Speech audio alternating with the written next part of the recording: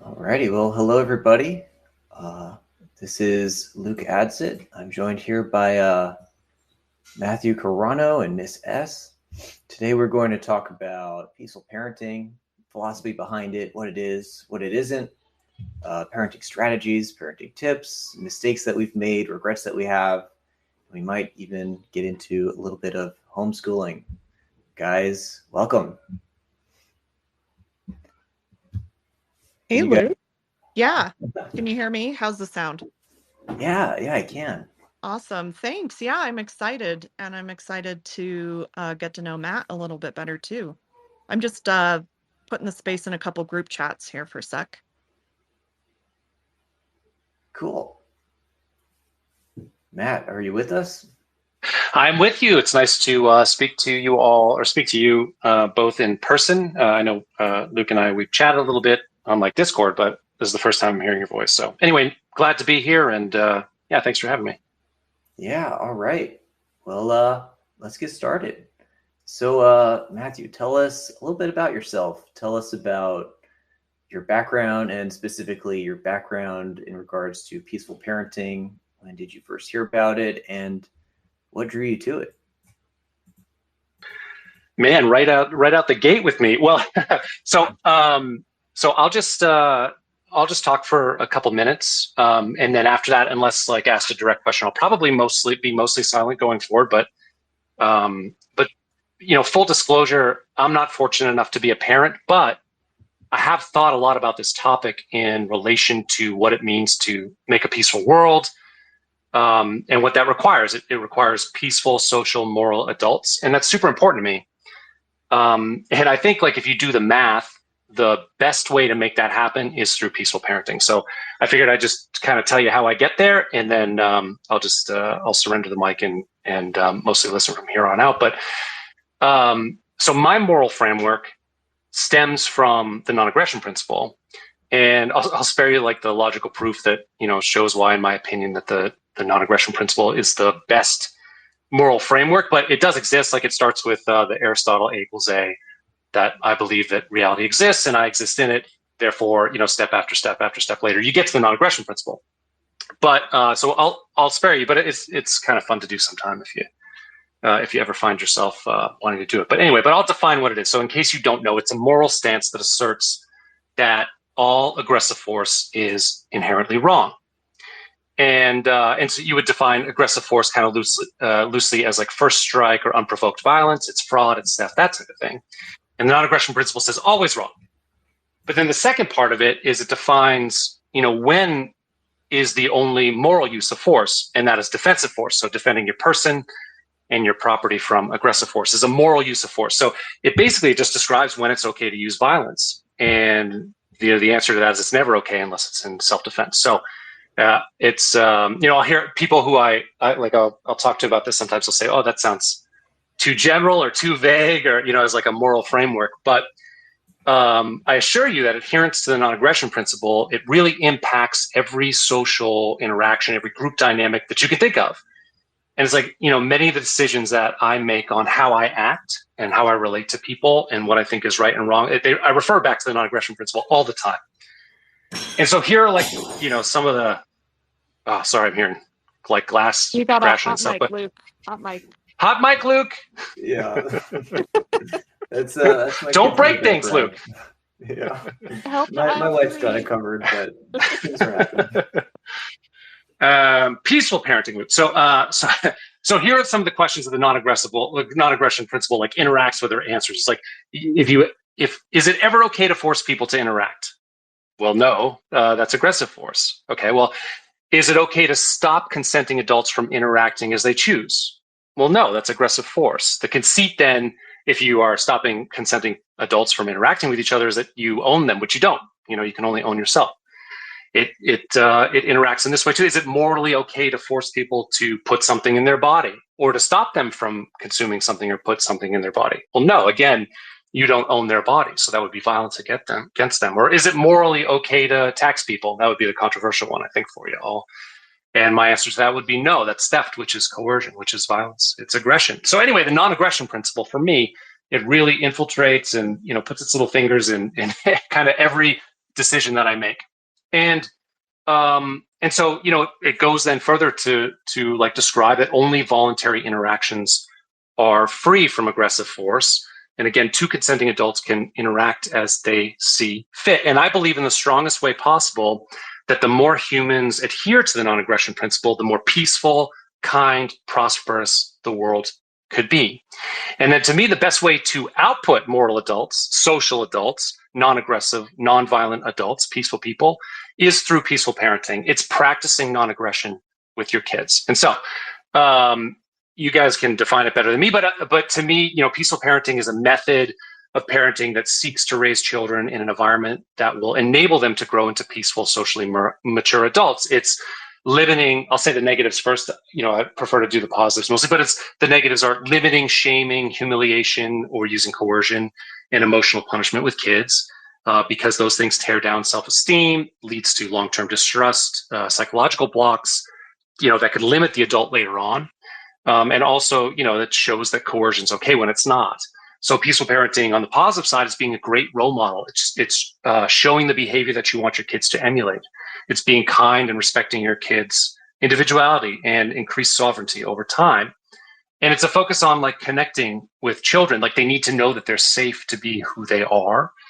It's encouraging autonomy and decision making and collaboration, especially in conflict resolution and in those types of situations. It's basically modeling what I would deem as social behavior. So to rounding it out and so that we can move on to someone else talking, it's peaceful parenting is something that I first bumped into because of the liberty communities that I am involved in.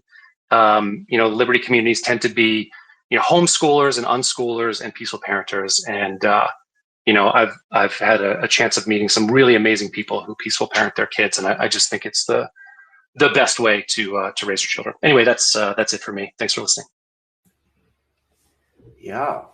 If I can steal maybe one or two more questions of your time, and thank you for that explanation and philosophical take. What do you think? What would you say to people who would think that things like peaceful parenting would be? Well, I'll just ask, do you think it's letting kids get away with things? Do you think that it would be spoiling kids? What would you say to people who had those kinds of questions? I actually think it's, in some ways, like the more coercive type of parenting is the easy way out. Like it's easier for the adult. But I actually think that peaceful parenting, it sort of expects more from kids, because what you're doing is you're engaging them in thought and reason. You're asking them to see. I don't think it's like no rules. I think it's like making the rules together and asking them to reason with you on why things are important or why things are the way they are. And it also requires them to think and like to come up with creative ways of doing stuff, of decision making. So I don't, the kids that I've met who are, children of peaceful parents, I think are some of the most well-rounded, mature people, mature kids ever. Like, and I think that has a lot to do with there's just more expectations on them to participate. Yeah, I tend to agree. And like the way I like to frame it is that kind of authoritarian parenting would be more win-lose, in the sense of the parent wins, the child loses, my way or the highway, if I'm going to oversimplify it. And then on the other end of the spectrum, you have permissive parenting, where it's win-lose in the sense that the child wins, the child always gets what they want, and the parent, okay, fine, you can have it. The parent loses, the parent gets in. And I think peaceful parenting is neither of those. I think peaceful parenting is right in the middle, where it's win-win. The parents' expectations are valued and they're important and they're listened to, but also the child's interests and perspectives and needs and wants are also just as highly valued.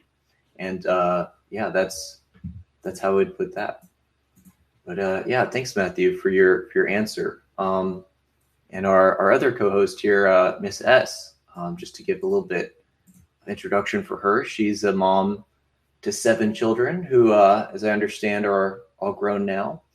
She's her kids were homeschooled.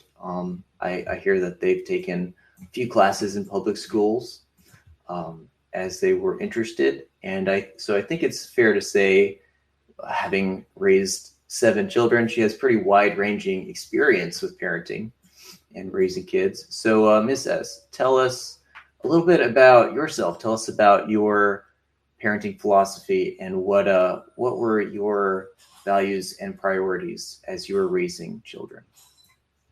Thanks, Luke. I thought I'd thank Matt for going first because he summed up the thought, like the deep behind the scenes of why, which way better than I ever could have. I only know what I tend to and why, as opposed to what he laid out. So I loved that, by the way, Matt. Yeah, so actually my 7, the first 4 were my husband's. He had with his first wife, and he had custody. So when I met him, and we got married, I put the youngest into kindergarten, but the oldest was going into 6th grade. So I didn't have them for infant and the older girls until about middle school. But then right away we had 3 kids. The first 2 were 14 months apart, and my boys are only 11 and a half months apart, which makes for a fun household. Um, which actually it was quite a happy experience that I definitely enjoyed. Not to say that it's not hard and trying and it feels like it might be forever.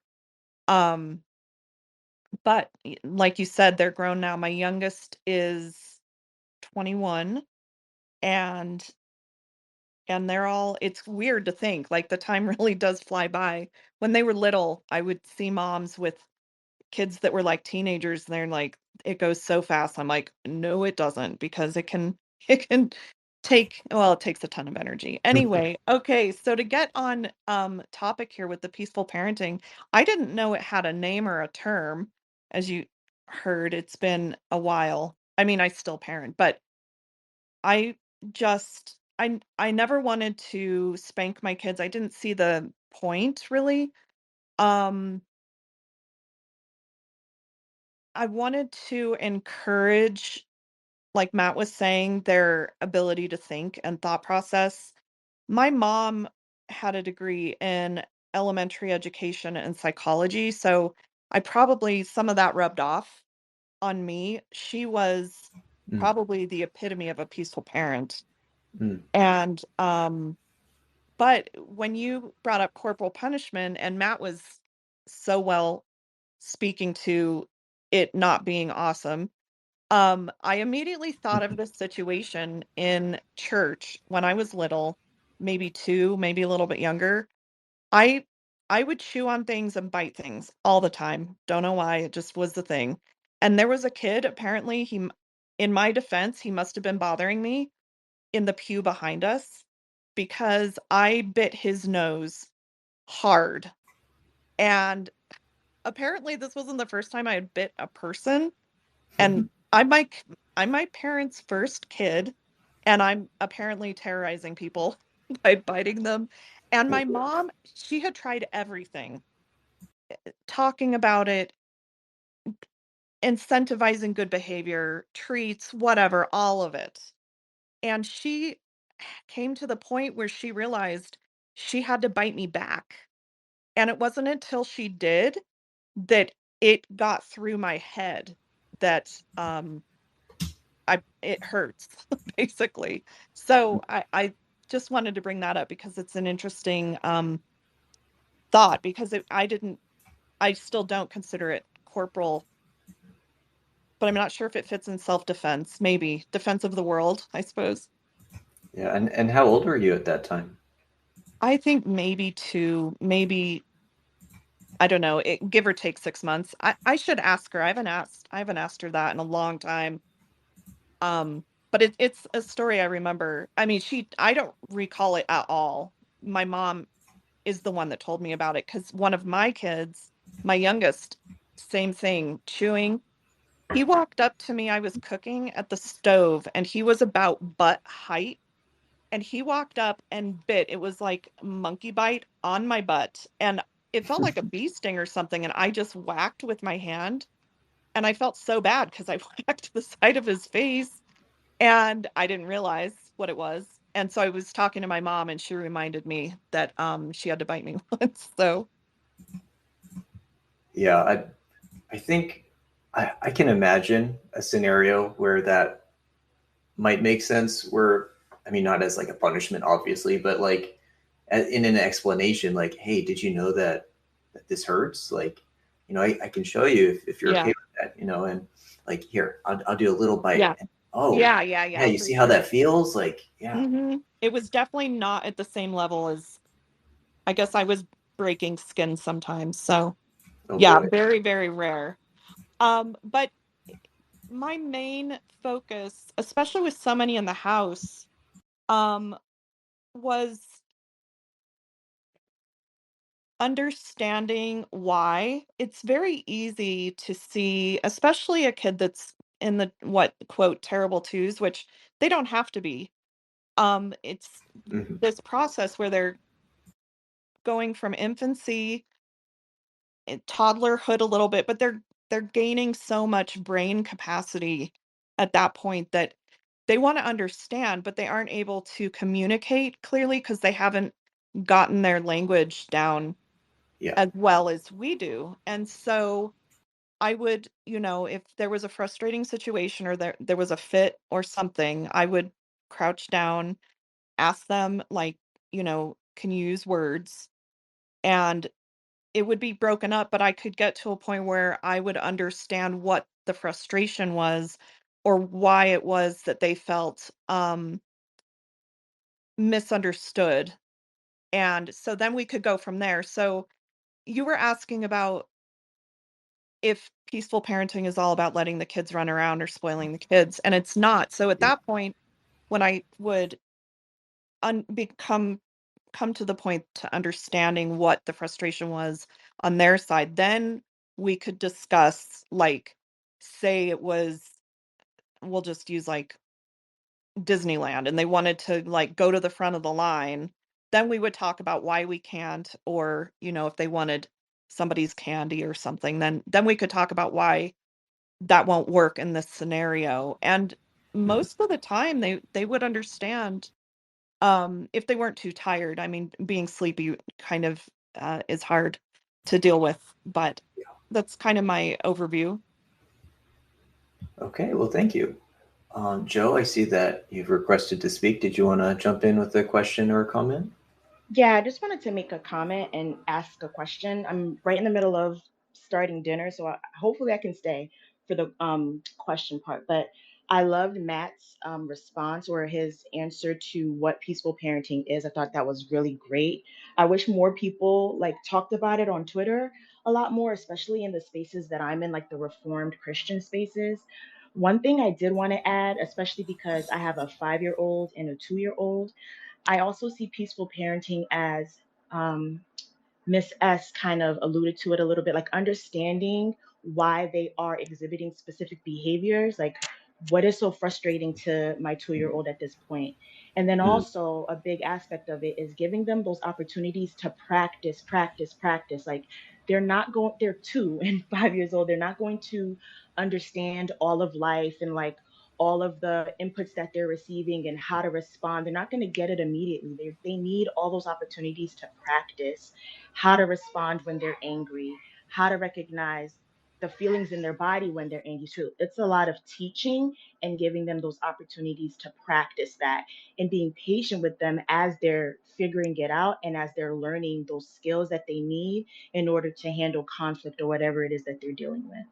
But the question that I had that I come up with a struggle with in talking to other people is the aspect that Matt talked about with collaboration, like collaborating with your child and making rules and just going day to day. in my circles, people see collaborating with a child as a negative thing, like almost as if you say you're collaborating with a child, that the child is in control, like I'm supposed to be the number one authority at all times. So I want to know if somebody could like explain that a little bit more. Like, how would you describe collaboration to someone so that they understand what it means? It's not that the child is in control necessarily. And then what does that look like with a 5 and a 2-year-old? Yeah, I'd be happy to answer that question.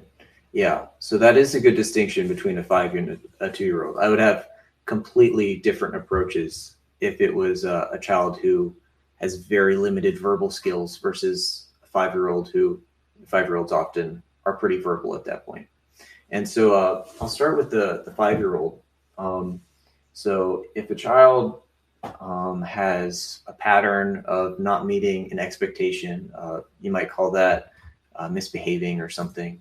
If there's something that's going wrong, the first step is first, what I wouldn't do is I wouldn't try to solve everything right in the heat of the moment, right after it just happened, right? So first of all, that's not what I'm talking about. What I would do is I would find another time, completely separate. No one's upset, no one's angry, no one's frustrated, no one's tired or hungry. Maybe that's in the car, maybe maybe that's at bedtime, maybe it's during snack time, whenever it works for you, and just ask them an open-ended question. And with younger kids, you might have to ask more leading questions and kind of play the guessing game, but simply something along the lines of, hey, I've noticed that you haven't been wanting to brush your teeth at night. Can you tell me, what's up? What's going on? In a non-judgmental way. And I'm very careful not to say things like, why? Because even if I have the best intentions, it can come off like, why did you do that? And I want to be very careful in the way that I phrase it. So I just, as much as I can, try to understand the child's perspective. And with the child as young as 5, if they're not super articulate yet, you might need to ask a bunch of questions to really understand. And I mentioned the guessing game. You could say, is it that you don't like the toothpaste? Is it that you don't like the toothbrush? Is it that you were in the middle of a game and you didn't want to leave your game, or you wanted to finish the chapter in the book you were reading, or you wanted to finish your TV show, or like whatever they were doing, or you wanted to, that when it's time to brush your teeth, that that means it's time to go to bed, and you don't want to go to bed. You want to stay up with us. Well, we need to find out what the reason is that they don't want to brush their teeth. Because if we don't know what the reason is, we can't fix the problem. And a slight tangent there. That's one reason why punishment is so ineffective. Is often parents jump to conclusions about exactly what the problem is, and then they also make a second jump to a conclusion that they know the exact solution to that problem that they're assuming that they know, right? And so this step is all about figuring out what is going through the mind of your child when, in this example, they don't want to be brushing their teeth. And so after that, I would let them know my concerns. If you don't brush your teeth, my concern is that if you don't brush your teeth, you're going to have bad breath and people won't want to hang out with you. Your teeth will turn yellow, and that'll be embarrassing for you when you get older. You'll get cavities and you'll have to go to the dentist, and that's going to be really, really unpleasant. And you're going to have to sit there while the dentist fixes your teeth, right? And so I would explain the natural consequences of not brushing their teeth, right? And so once I believe that the child understands, and I've put my concerns in terms that I believe the child can understand, I'll invite them to work with me, or you could say collaborate with me on the problem-solving process, or you could call it the deal-making process. And so what that would look like is, and the older they are, the more involved they can be in the process. But you could say something like, hey kiddo, can you please help me find a solution that addresses your concerns, but also addresses my concerns, right? So if they said that they don't like their new toothpaste, a simple solution would just be, well, we'll go back to the old toothpaste if that's acceptable, right? And is it okay if we go back to the old toothpaste? Would you agree uh, to brush your teeth every night before bed if we go back to the old toothpaste? Is that okay with you? And you go from there. If they say yes, awesome, we solve that problem. And if they say no, we say, oh, okay. What is it about that you're not happy with? Let's talk about it. So that's a rough outline of how I would collaborate with a child. How does that sound, Joe? Sounds great. Sounds like curiosity, and I can see how you're pulling the child in to understand what the issue is and then try to come up with a solution together. Yeah, awesome, awesome. Miss S, did you have any thoughts about that? Any Yeah, I do actually. First, you were asking Grace about, or Joe, sorry. I think you're Graceful Mom. Mothering, Grace Mothering. I love that, by the way. I hope your dinner goes well. Um, the first thing I thought of was that the reason that I used this idea was because it helps teach the children or child about keeping commitments. So you're never relinquishing, quote, control or power, collaborating. I don't know. That might be kind of a strong to kind of equalized word, like what you're talking about with other people um, that you are around. It's like what Luke was saying with the youngers, it's a much more simplified process, but it's coming to a point where you understand what's going on so that you can best apply what you know or want to do as a parent, as opposed to just setting rules and then setting punishments. As a child gets older, especially middle school, well, even elementary, older elementary, and high school, we would sit down and come up with agreements. So, curfew, friends, whatever is on the plate, homework, when is it done by, or activities. And then we would set together, and this is where the kids' collaboration comes in, is on the consequences. So, you break curfew if you're X minutes number of minutes late, then tomorrow you have to be X number minutes in early, or whatever it is that you want to that you feel is effective. And then because they would agree with it, then when they break it, it's not you saying, oh, well, now you're bad and you broke the rule and now you're in trouble. It's okay, your word was broken, so how do we fix this in the future? Well, I was I couldn't find a ride home. Okay, well, so you could call and tell me and renegotiate the time. Hey, I need 15 minutes. I'm looking for a ride, or can you come get me, or whatever. And so the critical thinking really gets applied in those cases, and there's still accountability and then finding solutions, which is our job as parents, is to raise responsible adults. Like, I want to make sure that you are going to go out into the world and not, you know, be lost. And so learning these skills can happen throughout the lives of the child. I did have one example, Luke, unless you want to jump in. I have a hard Yeah, go 2-year-old for it. example. Okay. So, um, one of my boys was just about 2, and he still to this day is probably one of the most stubborn people I've ever met. Um, I thought I had it easy with every other kid once he came into our lives in our house. And at 2, I was baffled and frustrated to a point where I wasn't sure what to do. He just had a very hard head. If he felt like he could be over across the store doing what he wanted, and I needed to grocery shop and he needed to not be, alone, there there was no negotiating with this one. And I was very, very frustrated and at a loss. So I remembered Super Nanny. This is going way back, but she has great tips and ideas and tricks for parents. And so I looked her up. I turned on an episode, and this before we had our phones that could do this easily. But this certain episode I landed on happened to have a hard-headed 2-year-old in it. And, I like to think that that's a divine signature because God's going to help us along the way.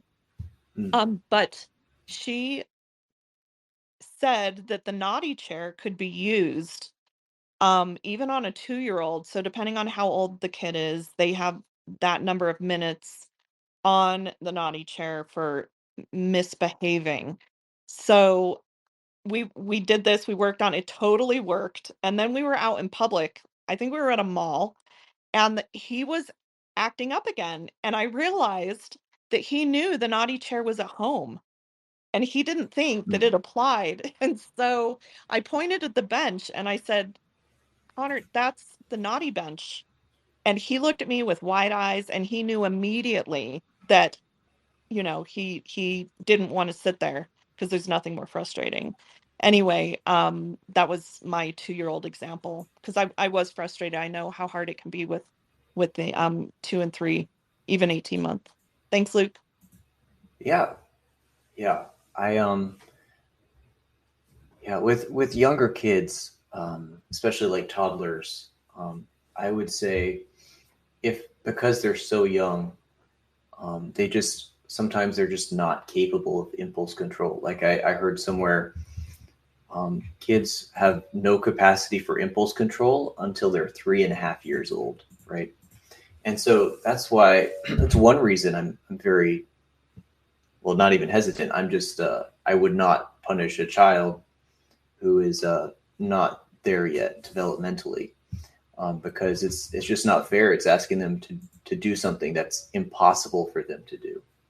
And so with a toddler, I would, my personal approach would be, if they have a desire to do something that's not acceptable, that's dangerous or going to hurt someone or break something, I would just make it impossible for that thing to happen. So a funny example that we did recently with, we have a child, my son is about to turn 2, and he loves to climb the chairs around the dining room table and play with whatever's on the dining table. And he loves to grab the salt shaker and just dump it everywhere. And so a solution that we found is, because he's so young, he's not even 2, is we just took the dining chairs and put them in the bathroom and locked the door so he couldn't have access to them. And we made it impossible for him to climb up on the dining table where he could fall off and hurt himself or just make a mess. And because that was an unacceptable outcome, that's a solution that we found. So don't, for parents that are so frustrated that they just don't know what to do, that's one idea for you. You can, for your toddlers, at least make it impossible for them to misbehave. And you can revisit those expectations when they're a little bit older and when their brains are a little bit more developed and ready for that expectation. That's a great idea, Luke. That was fantastic. Yeah, I appreciate that. Yeah. And yeah, by the way, anyone else who has any questions, feel free to request the mic, and you're welcome to join in. So Miss S, you mentioned something when we were setting up this space that you would call it, you said you were a mostly peaceful parent. Can you tell me a little bit what you mean by that? Yeah. I was typing that, like you had asked what I know, and I, like I said, I didn't even know it was a term at the time. And I was gonna write, yeah, I was a peaceful parent, because that was always my goal. And then right then I was like, well, we're gonna have to, I'm still human. And there are times that, you get frustrated. And with 7, there were times that it was, you know, we I would reach my limit for sure, depending on the situation. So, when I was thinking about it, There was a time when I should say, like what I was saying, sorry about that. ADD totally all the way. My whole body is ADD. So, um, Take your time. I mentioned when my son bit me on the butt and I like whacked him. Like that's a good example. I mean, I didn't know he was there. I thought it was a bee or a wasp. Mm. But if I had had a little more, because I was cooking, a little like a moment of curiosity or patience or something like to check, then that wouldn't necessarily have happened. He wouldn't necessarily have gotten smacked on his cheek, or his head, I guess. Um, and I'm thinking of other times that I've been frustrated and I've yelled. I mean, it's interesting to look back at your own childhood and look at the habits and things because each generation is trying to break certain chains and keep certain foundations and traditions, but Mm. it can be difficult to keep the subconscious out of the situation if it was habitual, it kind of writes on your brain. And Mm. so if I would do something and regret it later, instead of ignoring it or thinking that I would be giving the power to the child or the kid or teenager, I would go and talk to them about how I reacted and how I felt it was not okay or something that worked. It wasn't something that Mm. I liked or and was hoping or going to work on not doing that in the future, yelling or um whatever might be my frustration or my regret in the moment, um, to show them that you can remedy a situation where you've made a decision that didn't work. And now that I'm saying that out loud, I'm realizing we never did right and wrong or good or bad. Mm. Um, Winners and losers, right? Like you were saying. For me, it's about what works and what doesn't work. And when you look at life through that lens, now you've removed the shame from yourself. Guilt is only good for, getting you to pay attention and notice, and then you get to take charge of it and decide if something works or doesn't. And so I approached situations with my kids in that way and not right and wrong and good and bad. Yeah, that's really interesting that you focused on what works and what doesn't work rather than good or bad. I think that's something a lot of parents can slip right into and just say, bad boy, that was bad. You're being naughty. Yeah. Go sit. And I think I think it can actually be kind of the easy way out. Um, Matt mentioned that before, the easy way out, and because it's hard. It can take a lot of energy and effort to explain why you shouldn't do something to someone who's 3 or 2 years old, right? Like they don't have an extensive vocabulary. They don't know that if you make a mess, you have to clean it up afterwards. And so it takes a lot of energy and a lot of effort. And just saying that's bad, what even is bad? Do kids even understand what bad is? Do they just, are they learning lessons we don't want them to learn? Like it's not safe to be around mom or dad, or I can't explore things around them because randomly in times I don't expect, they make me feel bad or they hurt me or something like that. And I I think that using bad kind of tells me that you're telling me who I am is bad, as mm, opposed to did it work or not? Is this mm, something that worked? Um, Speaks more to the choice or that moment in particular, and not to me as a person. Is kind of what I was considering as you said that. yeah, Mm-hmm. yeah. And also, like, I know grown adults who can't define like what makes something moral, what makes something immoral, where does morality come from? Like these are massive questions that some adults can't really articulate, and expecting, a toddler or a 5-year-old or something to understand the nature of morality and apply it to individual circumstances that they encounter, and to do that every single time, that's just a little bit unreasonable, I think. Yes, I'm nodding my head yes the whole time you're talking.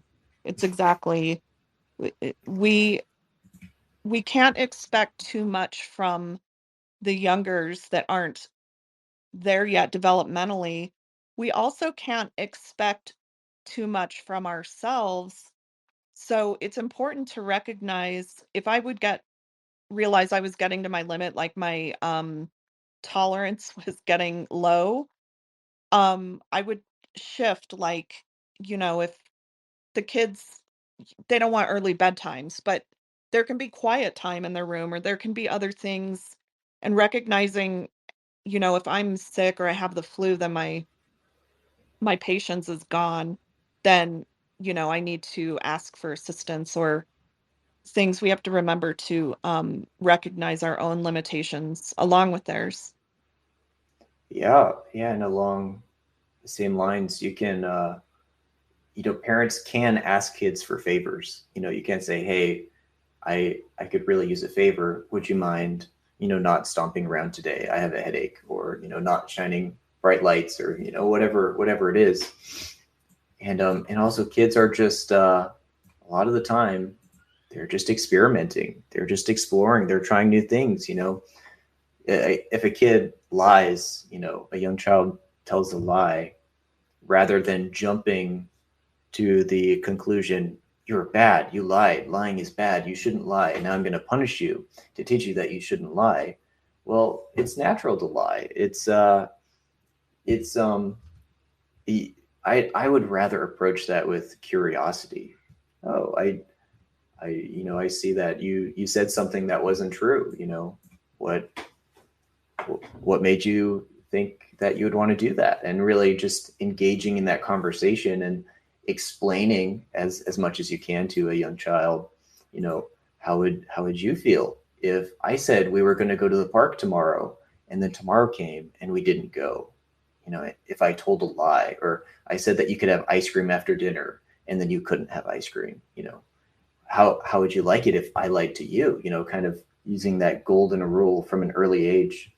And I think that can be really important to help kids understand the effects and the consequences of their actions. Yeah, that this is so important, I think. Um, the lying aspect, my mom, as great as she was, once I was grown up, she said, I feel like I taught you guys to lie. And I was like, what? And Hmm. she said, because so it was me and my two brothers mostly growing up. So say candy disappeared, she'd ask, who took the candy, and we'd all say no, it wasn't me. And so when she would finally figure it out, or we would tell her, sorry, I did jump a little further. So if I said, yeah, I did it, then I would be punished for taking the candy, is how she Mm. was explaining this. And Hmm. so I really thought about that with my own kids. So just like you were just saying, asking them why, usually, of course, it's a feeling of regret or guilt, shame, all of those things that are completely normal for not telling the truth and wanting to hide it because you don't want to feel those emotions. Learning that that's what that's about is another thing about what works and what doesn't. Well, so you decided to take the candy. How do you feel about it now? And if my kids would tell me the truth at the very beginning, then I would reward them, give them, kudos, or tell them that I appreciate them.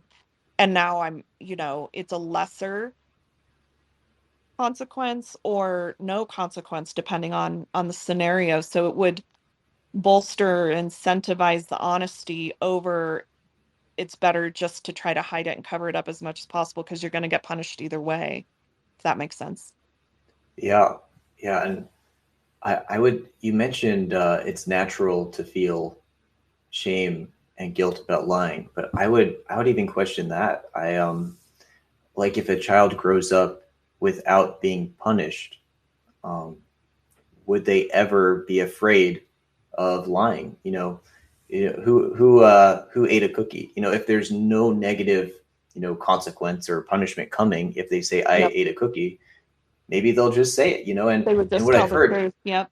Mm-hmm. yeah, what I've heard from other parents that my children are too young to have conclusive results on this yet, but from other parents, they tell me they're shocked by just how open and how honest their kids are about things that they would never dream of of admitting to their own parents. Yeah, that's an excellent point that I thought of earlier with Joe, was that no kid is wanting to behave badly, there's the word, or poorly, or disappoint, or make you mad. That's not ever their goal. Negative behavior, like you were saying, is it's learned, really, in my opinion. I mean, of course, there's that 0.0001, but that is definitely not your normal or average or even above or below. That makes sense, Luke?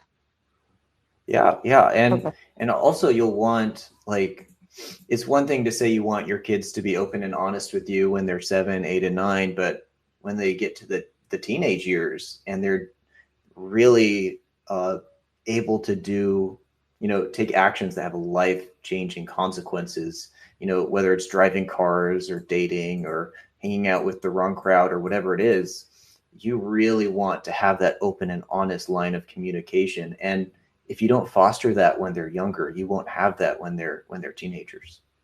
True. And I'm wondering if Matt has been wanting to comment, but I've been too hot on the mic. Should we? Hey, Matt, sorry. Hello. No, you're good. As I mentioned in the beginning, I would mostly listen, but I am very curious, Luke, sort of how you came to peaceful parenting, and yeah, I'd love to hear your origin there. I don't think you talked about it yet. Me too. Yeah. I had a similar path to peaceful parenting as you, Matt. I also was intrigued by the non-aggression principle and kind of the philosophical route there. I grew up with corporal punishment in the house, being spanked, and so I was naturally very skeptical of things like peaceful parenting.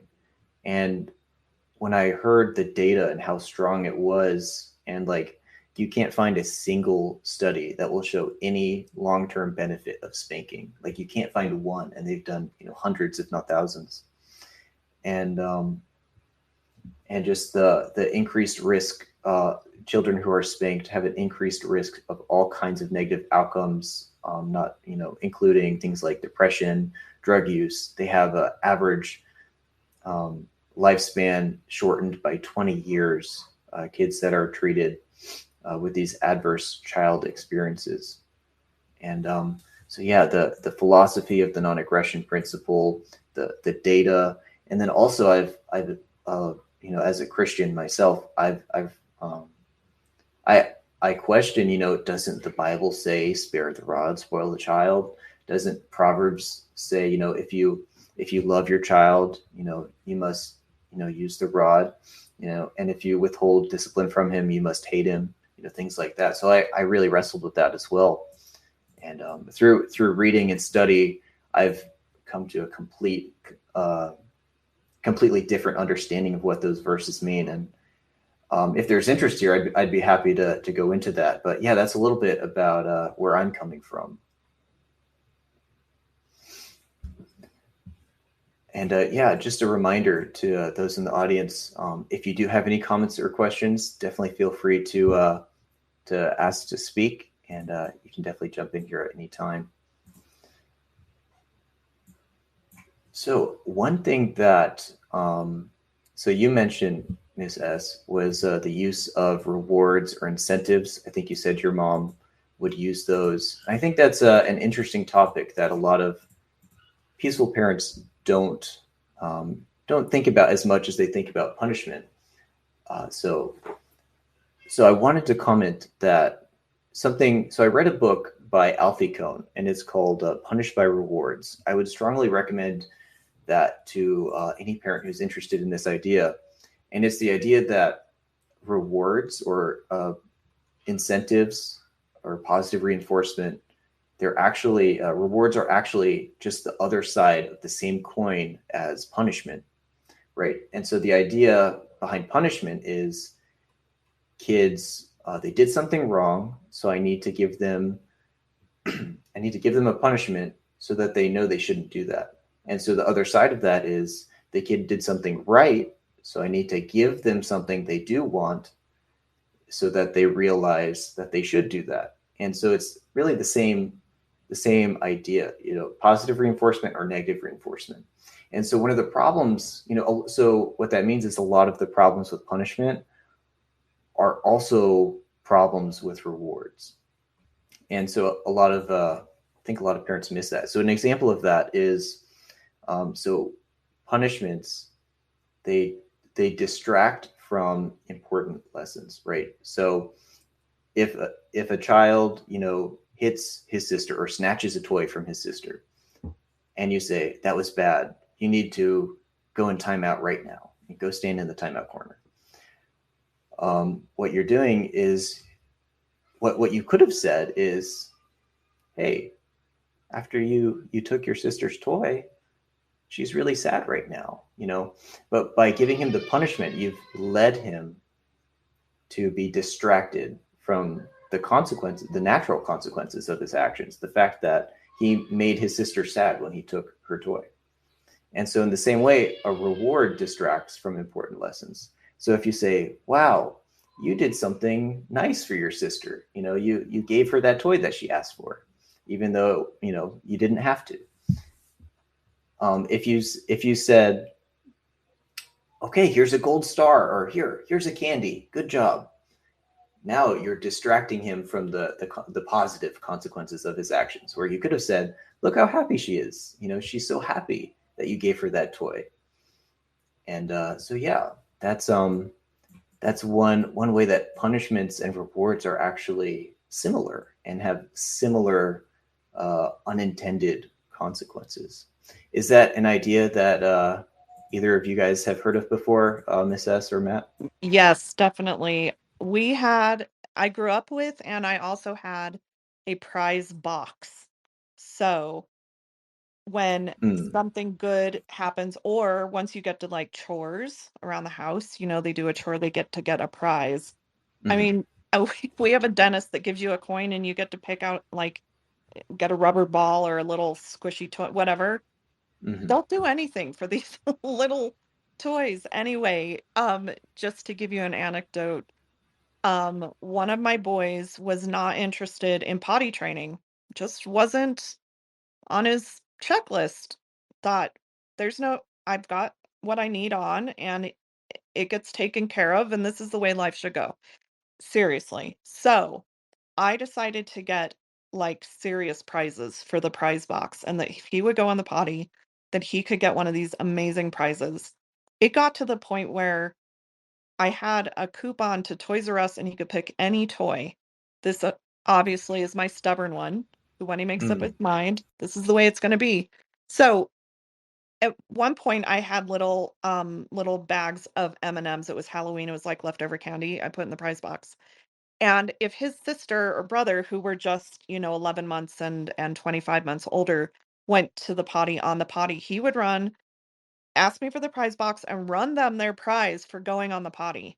And I'm like, I'm never going to potty train this kid. It is, my goodness, what are we going to do?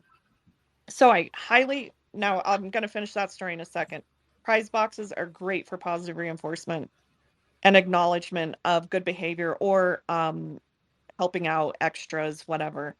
Okay, so he was my challenge, and luckily I had a great preschool, and the teacher, we worked together a lot with him.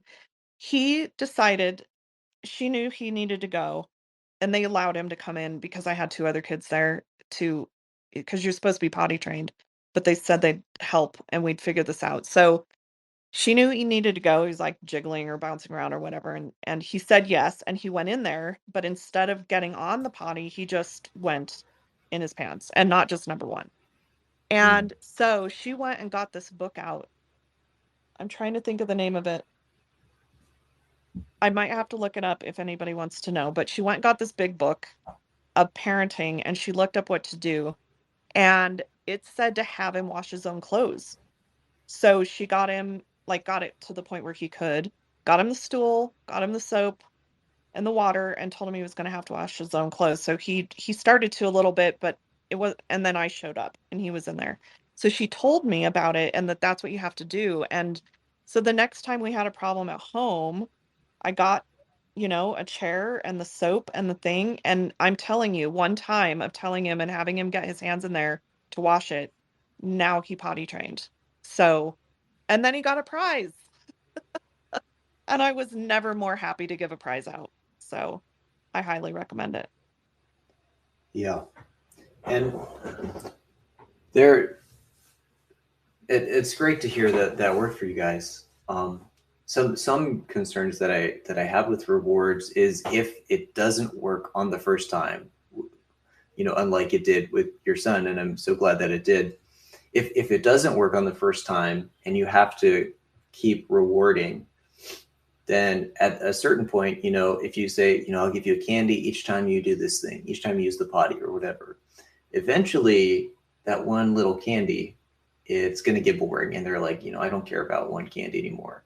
And so to have the same enticing factor to it, get the same interest out of them, you have to increase the reward. And then eventually that won't be enough for them. And so you have to give even more. And so it'll go up and up and up until you're just not willing to give this kid that much candy, or you're just not able to. Like, there's just not enough. Yes. You can't pay for it or whatever it is. So there's certainly a problem there with rewards. And then the other point is that, even, when you do give rewards, if they're doing it just to get the reward, they're not actually learning why that's an intrinsically valuable activity on its own. So if they learn, I'll do my chores as long as I get this thing, then as soon as you don't give them that thing anymore, why would I ever do my chores? I'm not getting, paid for it. I'm not getting my thing out of it. And, someday, eventually, they're going to grow up and they won't have you to be there giving them rewards every time they do whatever chore, right?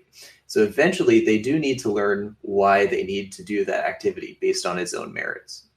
Absolutely. Yes, it's true. And I had never had a prize box for potty training before him. It was, he was just that rare guy who was still to this day. But let me tell you, once he makes his mind up, like drugs and alcohol, he's not interested. You can put him in a party with all the most popular or amazing people, even the most famous people, and they're all snorting coke. This kid is not going to do it. And Oh so boy.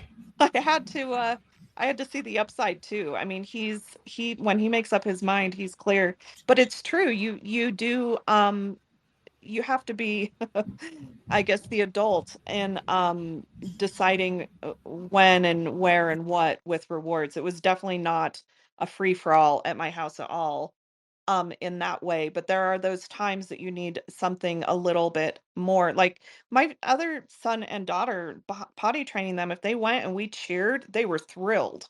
This kid couldn't have cared less. So, and then I was thinking about older, my mom did a point system with our chores and things like that. We could earn points. And I did not thrive on that system at all, because I felt like the rewards, the number of points that were needed were so high and unattainable that it just made me even less interested in chores. So yeah, you really have to cater and make decisions. Of course, when raising kids, you're considering your decisions on a daily basis. So it's true that it can be a bit of a problem if not managed in a working way. Yeah, for sure. All right. Was one last call here for questions. Was there anyone that wanted to jump in and speak up? Matt or Miss S, do you have any final thoughts before we wrap things up? I do have one final thought. Oh, do you want to be first, Matt, since I keep talking? No, it's fine. I was just going to, thank you all for coming and let me talk a little bit. And yeah, that's it. That's it for me. Well, I did love your intro, by the way. I'm going to go back and listen to it again. I do, as parting words, want to acknowledge you both for being, and Joe, for being parents and caring about your kids in these crazy, crazy times. I realize having kids these days is almost a courageous move. And it's heartwarming really to find people who care about the future and their children and um well, freedom, really. I mean, this has really been a conversation about liberty and being responsible and taking charge of our own lives and accountability. And I've really enjoyed it. And if anybody doesn't follow Luke and Matt yet, you might want to do that. Anyway, thanks so much, Luke. This was fantastic. Yeah, well, I think that's a wonderful place to leave things. Thank you guys so much for coming on. This was a wonderful chat.